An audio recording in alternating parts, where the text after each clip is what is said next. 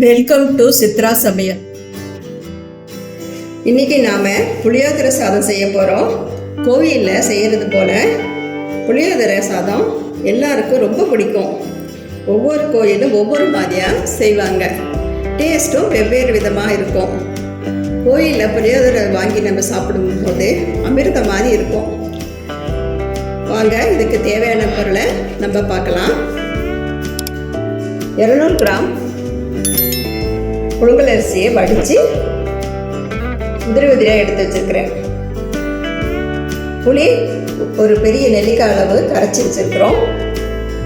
கடுகுளுத்தம் பருப்பு 1 ஸ்பூன், கருவேப்பிலை 1 கொத்து, கடலைப்பருப்பு 1 ஸ்பூன், பெருங்காயம் 1 ஸ்பூன், வெந்தயம் வடசட்டியில் வரசட்டியில் வறுத்து மிக்சியில் பொடி பண்ணி வச்சுருக்குறோம். வெல்லம் தூள் பண்ணி 1 ஸ்பூன், 5 வரமிளகாய், 1/4 ஸ்பூன் மஞ்சத்தூள், வறுத்த வேர்க்கடலை 3 ஸ்பூன். 2 பேருக்கு செய்கிறது தான் எடுத்து வச்சுருக்கிறேன். வாங்க இதை செய்ய ஆரம்பிக்கலாம். 2 பேர் சாப்பிட்றது மாதிரி இப்போ செய்ய ஆரம்பிக்கிறோம். எடுத்து வச்ச பொருளும் அந்த அளவு தான். வடைச்சட்டி வச்சுக்கிறோம்.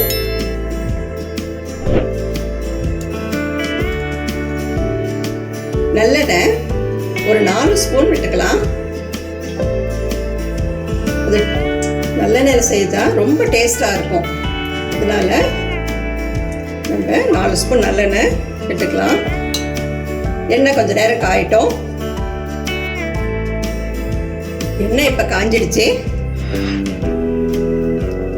கடுகு போட்டுக்கலாம்.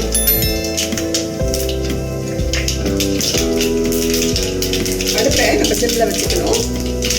கடுகு பொரிஞ்சிருச்சு. இதோட கடலைப்பருப்பு, கருவேப்பிலை,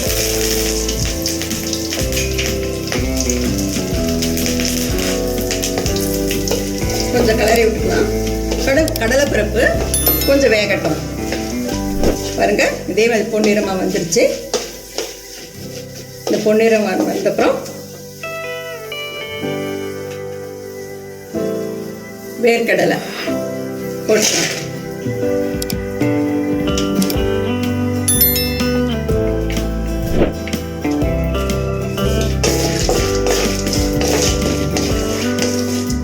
நம்ம ஒரு மாதிரி கிளறிக்கலாம். இப்போ வரமிளகாய் போட்டுக்கலாம்.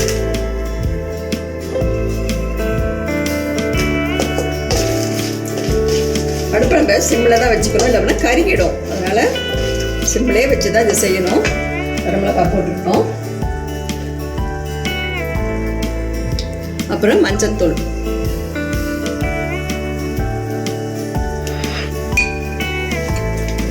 மஞ்சத்தூள் போட்டுக்கலாம்.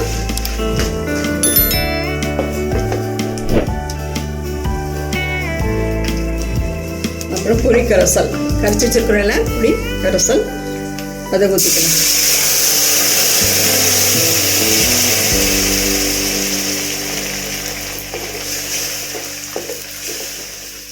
இப்போ நம்மளுக்கு தேவையான உப்பு போட்டுக்கலாம்.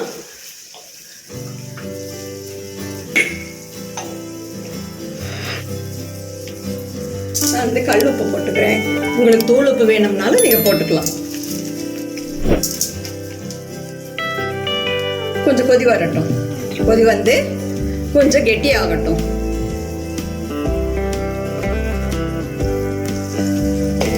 பாருங்க, இந்த மாதிரி கெட்டியாக வந்துடுது.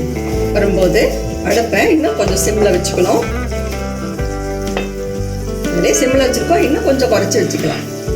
இந்த டயத்தில் வெல்லம் போட்டுக்கலாம்.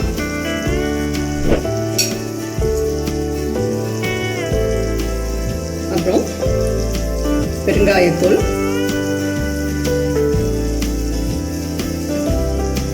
வெந்தயம் பொடி பண்ணி வச்சிருக்கோம்ல, அது போட்டுக்கலாம். வெல்லம், பெருங்காயத்தூள், வெந்தயம் வறுத்து போட்டது பொடி பண்ணி, இதெல்லாம் தான் இந்த புளியோதரைக்கு இன்னும் டேஸ்ட்டாக கொடுக்கும். இது கொஞ்ச நேரம் கொதிக்க வைக்கலாம். கொதிக்கட்டும். கொதிக்க வைக்கலாம். இது கொஞ்ச நேரம் கொதிக்கட்டும். இந்த புளிப்பு இனிப்பு காரம் எல்லாம் சேர்ந்து வரும்போது இன்னும் டேஸ்ட்டு கொடுக்கும் நம்மளுக்கு. ஒருத்தர் பருப்பை கடலைப்பருப்பு உளுத்தம் பருப்பு எல்லாம் வறுத்து பொடி பண்ணி புளியோதரை செய்வாங்க. அந்த டேஸ்ட்டு வந்து கொஞ்சம் வித்தியாசமாக இருக்கும். இது வந்து ஒரு வேறு டேஸ்ட்டாக இருக்கும்.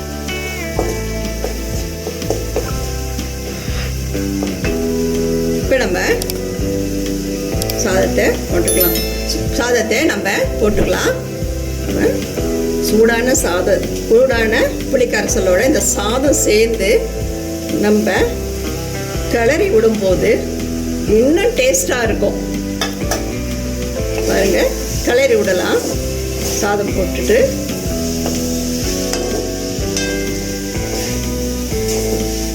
இந்த மாதிரி கிளறி விடலாம். எண்ணெயும் கரெக்டாக இருக்குது.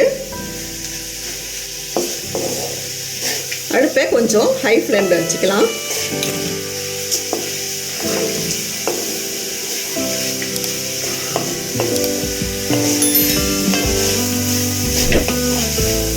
இங்கே சூப்பராக வந்திருக்கு.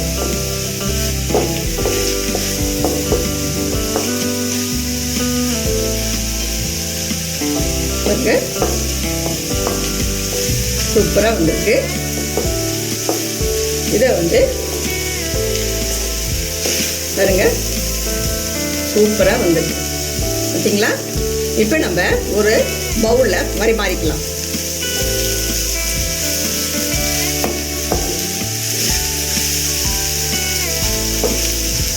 கேஸ் ஆஃப் பண்ணிவிட்டு ஒரு பவுலில் பரிமாறிடலாம். இப்போ புளி சாதம் ஒரு பவுலில் நம்ம மாற்றிக்கிட்டோம். டேஸ்ட் பண்ணி பார்க்கலாம்.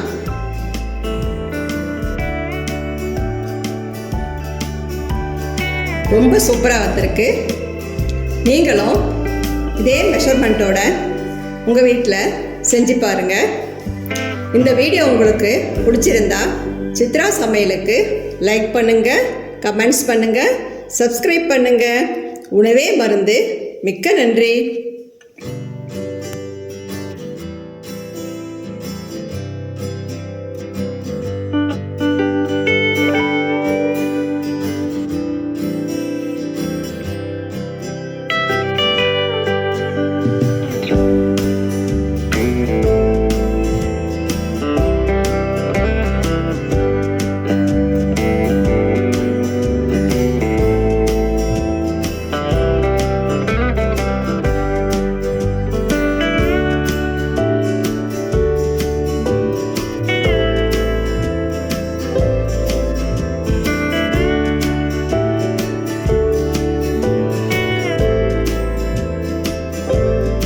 இந்த வீடியோ உங்களுக்கு பிடிச்சிருந்தா சித்ரா சமையலுக்கு லைக் பண்ணுங்க, ஷேர் பண்ணுங்க, சப்ஸ்கிரைப் பண்ணுங்க.